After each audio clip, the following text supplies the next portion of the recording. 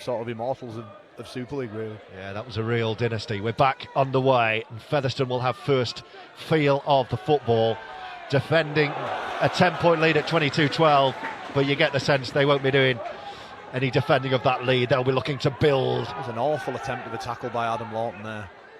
Yeah, he's kind of been really good and really bad at the same time. In glimpses in this game. He's such a big unit.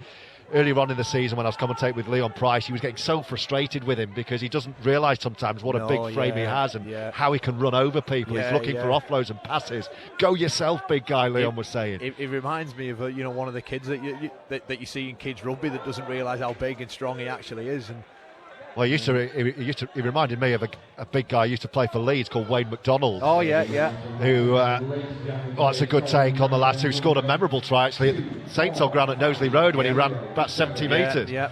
It's going back a number of years, but it sticks in my memory. I was there that day. It's well poised, this. It was beautifully poised at 16-12. Featherstone scored just before the half. It's quite an eerie atmosphere at the start of the second half. All the fans were bouncing, and now it's kind of real, isn't it? Yeah, no. It's like, who's going to see it through? Well, there's a prize at the end of the 40 minutes now, isn't there? That's what it is. There are coach trips and day trips to Wembley, and here's Paul Clough. York City Knights will be watching this thinking, who are we going to play? Smith drills one low, daisy cutter along the ground. It's picked up by Josh Hardcastle. Where's the chase? Chase it.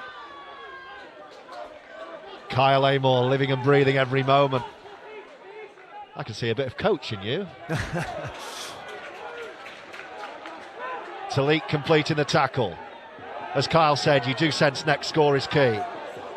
Rovers, the way they've played in patches, could still run riot here if they get the next score. Can Widnes respond for a second time? They've already shown they're capable. Days on a hat-trick, remember. He's still in control of the football. Play on, says the referee. Ben Thaler today, one of Super League's top match officials. Holmes spinning out of the tackle on this near side is Tom Minns. On Parata towards the line, can he get there? He's lost the ball. It's hacked behind from Talik, but he'd already lost it. Dean Parata. It was a clever play. It looked for all money it was just going to be a kick towards a post, but he switches it back inside to Tom Holmes very cleverly, and nearly forces his way over.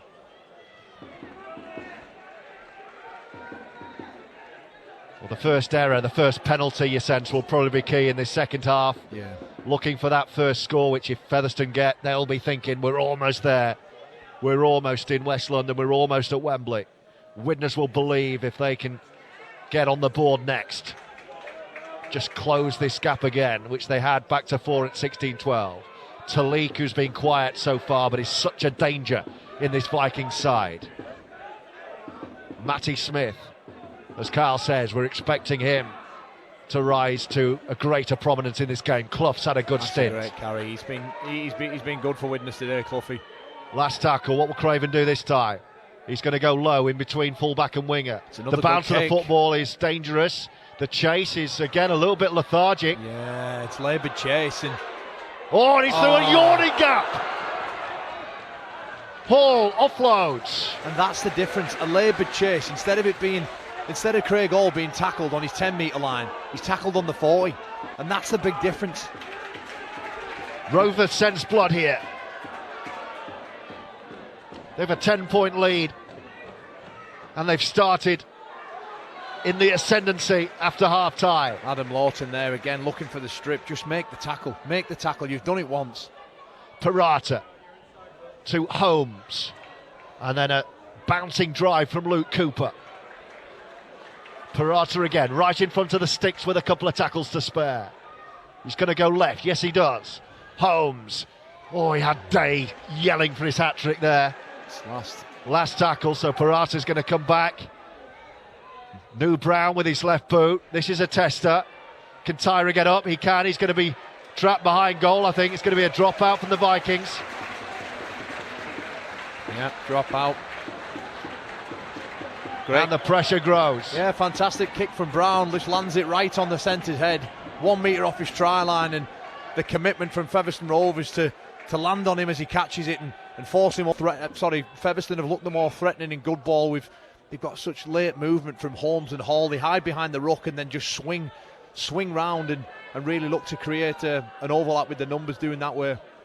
Hall went for the football style trap off the Craven dropout, and it was very nicely cushioned. Farnworth with a big hit on John Davis. Rovers know if they can get the next score, they're in a very, very strong position here in this AB Sundex 1895 Cup semi-final. Parata. Will he go on his own, Dean Parata? No, he's lost it. He's lost the ball again. Play on. No, he's going to call it. That's two knock-ons from Parata in a row. I don't know if he washed his hand at half-time. Well, no, Widnes will be happy with that, yeah. Defended it out again. They've been asked a few questions at the start of this second half, and it's time to roll the sleeves up now and buy themselves some territory here. Get through this set, get the ball into Danny Craven or Mike Smith's hands, and pump the ball down the field. Oh, that's another big contact. Really good start to the second half from Featherstone, this. Like they started the first, with those 3 unanswered tries, 2 from Brad Day, 1 from Craig Kopczak, before Widnes finally woke up and scored a couple themselves from Tyra and Lawton, which has given them hope. But how crucial could that Frankie Holton score be before half-time? 40-20 Smith with a 40-20. It's going to go over Hardcastle. Oh. And it bounces and bounces, and he kept it in play. The chase is slightly better this time. Talik starting to blow a little bit out there. I wonder if another interchange is coming. Yeah. Oh, it's a strong carry. O'Neill's knocked off his feet. It was Kenny Baker, I beg your pardon. Oh, another big shot. Who's that? That's Farnworth on Brad Day. Threw everything into him there, didn't he? And having a little bit of a chat about that. Are you okay? Yep, me too. Let's crack on. There's an injury in back play. That's why we've stopped. Here's the hit. Look at this first shot here. Get that into you. Farnworth. And you see Matt Cook desperate to get back on the Widnes bench as well. It's Featherstone who have it. They're in the ascendancy. They have the 10-point lead. Junior Moores, strong carry, almost through. Kept him fairly quiet, haven't they? So far, yes. Last tackle. New Brown. They're going to run it.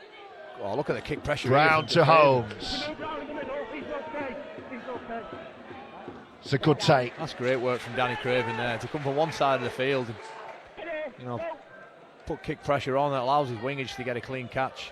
The Spedding looks to try and get this Widnes side out of trouble. Well, they've been trapped deep in their own territory for the first 8.5 minutes of this second half as Dion Cross tries to reverse himself out of danger. Looking a bit tired, Widnes forwards here. They are now. Matty Smith getting more involved. Bunch behind the play of the ball. You can almost throw a blanket over all of them, such as they're that tight. They're looking to move the ball, but there's nothing really out there to move it to. And it's another big shot on Tyra. And as a result, you get that. It's the last tackle inside their own 40, so Craven's going to have to go long and quick here. And he does. He just boots it right down the middle, in between. Torpedo kick. The two wingers, but it's a favourable bounce for Josh Hardcastle.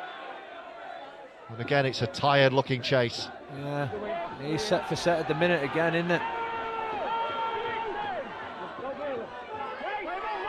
Don't give away penalties, that'll be the chat, really. Keep Featherstone Rovers down here and look to get the ball back in better field position. They've not really had a chance at Featherstone's good ball. At Featherstone's try line. Parata to Kopczak down the middle. Kopczak back out there, just looking to steady this so Featherstone Rovers go forward up. Parata's made a big impact. There it is. But it's another error. That wasn't Parata's error, but no. Every time Parata's been near the ball, something bad has happened today. Parata jumps in the as he jumps out, he's got Davis on his hip, and he looks to pass in the ball, but to be fair to Davis, it's one of them ones that's almost on your ear, really. I mean, I said it wasn't an error from Parata. It wasn't the easy